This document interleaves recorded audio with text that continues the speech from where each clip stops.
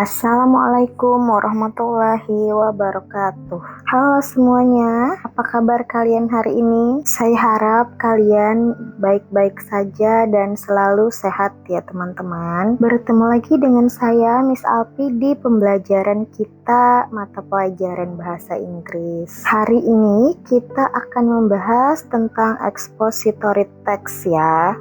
Kita mulai dari definisi expository text. Nah, definisi expository text ini adalah jenis teks yang bertujuan untuk menjelaskan, memberikan informasi, atau menggambarkan sesuatu secara jelas dan logis. Tujuan dari teks ini adalah agar pembaca dapat memahami suatu topik dengan baik berdasarkan fakta dan penjelasan yang masuk akal. Berbeda dari teks-teks sebelumnya, expository text ini lebih fokus pada penyampaian informasi. Jadi, biasanya isi teks ini berupa fakta, ide, serta penjelasan yang disusun secara sistematis sehingga mudah untuk kita pahami. Dengan membaca si expository text ini, pembaca dapat menambah pengetahuan dan memahami suatu topik secara lebih mendalam karena informasi yang diberikan bersifat objektif dan berdasarkan alasan yang jelas. Sekarang kita masuk ke social function dari si expository text. Sebenarnya apa sih tujuan dari teks expository ini? Yang pertama adalah teks ini bertujuan untuk memberikan informasi.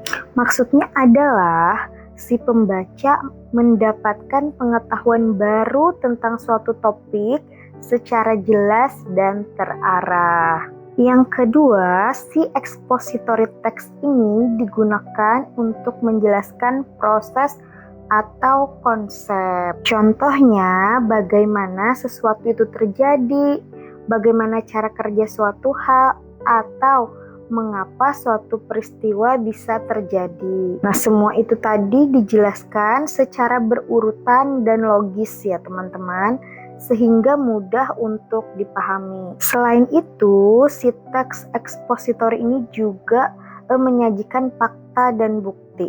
Jadi, informasi yang diberikan bukan hanya pendapat, tetapi juga didukung oleh data dan alasan yang masuk akal. Dari semua penjelasan di atas, kita dapat mengambil kesimpulan bahwa tujuan utama dari si expository text ini adalah membuat pembaca benar-benar memahami topik yang dibahas dengan jelas ya teman-teman. Selanjutnya kita akan membahas tentang struktur dari si expository text. Nah, teks expository ini memiliki 3 struktur utama. Yang pertama, tesis.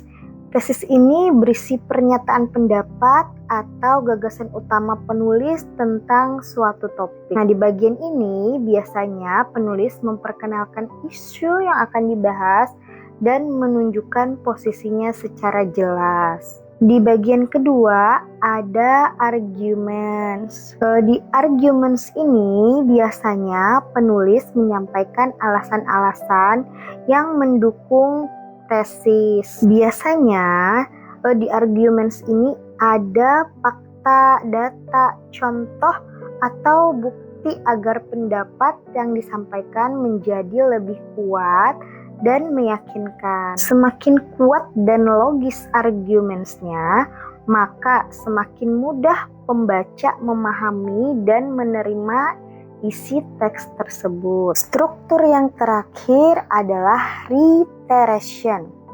Nah, reiteration ini berisi penegasan kembali pendapat si penulis.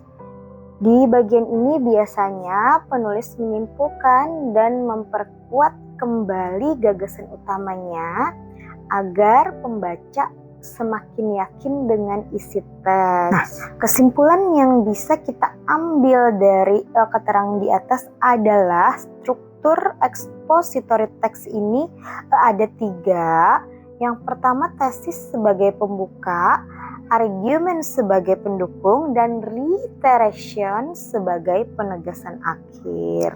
Sekarang kita fokus pada bagian pertama dari struktur expository text, yaitu tesis. Tesis ini biasanya terdapat di paragraf pertama. Fungsinya adalah untuk pengantar yang memperkenalkan topik atau isu yang akan dibahas. Biasanya, tesis juga menunjukkan pendapat si penulis. Hanya dengan membaca tesis, si pembaca sudah bisa mengetahui sudut pandang yang akan dikembangkan dalam pembahasannya. Contohnya di kalimat online learning is beneficial for student because it offers flexibility and accessibility. Nah, kalimat itu menunjukkan bahwa si penulis berpendapat pembelajaran online bermanfaat bagi siswa,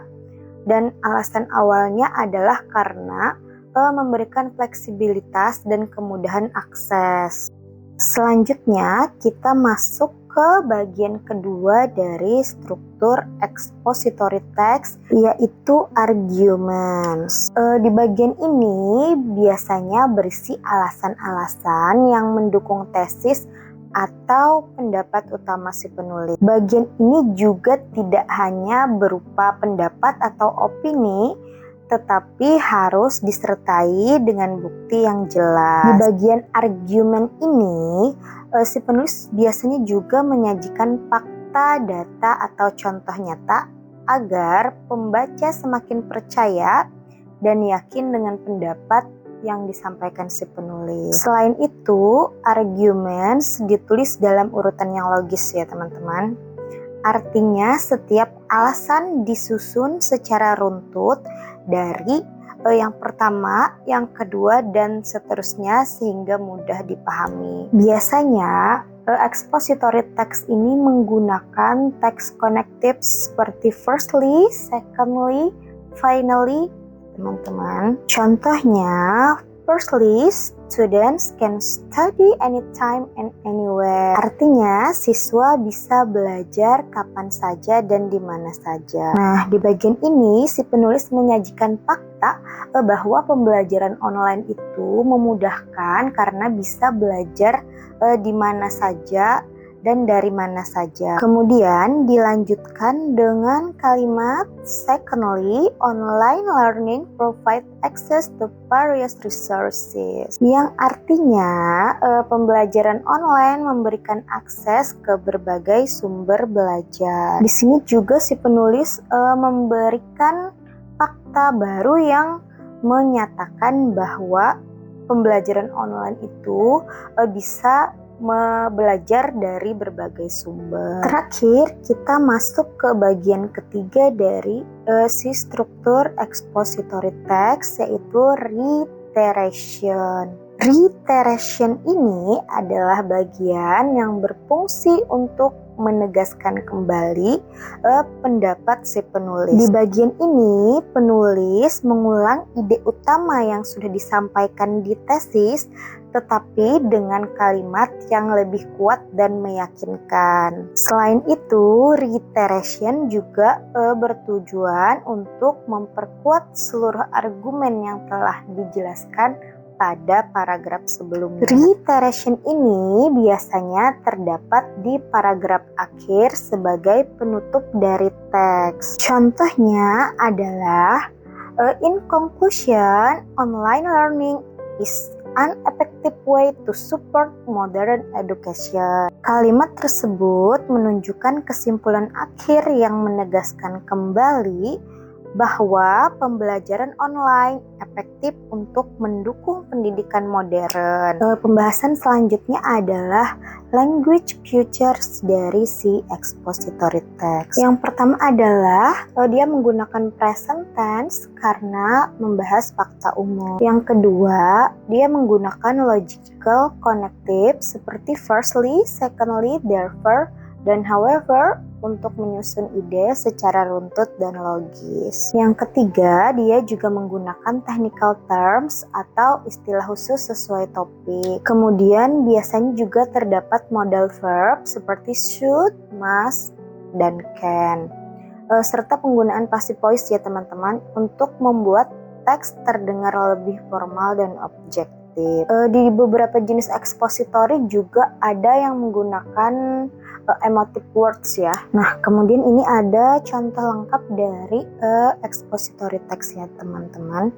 Teks ini dimulai dengan pernyataan si penulis bahwa pencemaran plastik adalah masalah lingkungan yang serius. Bagian ini merupakan bagian tesis karena menyatakan pendapat utama si penulis. Bagian kedua terdapat argumen yang mendukung. Di sini si penulis menyampaikan fakta bahwa plastik membahayakan hewan laut, kemudian plastik membutuhkan ratusan tahun untuk terurai. Nah, ini fakta yang diberikan oleh si penulis. Pada bagian terakhir terdapat kesimpulan atau reiteration ditandai dengan kata therefore. Kalimat ini menegaskan kembali bahwa masyarakat harus mengurangi penggunaan plastik untuk melindungi lingkungan.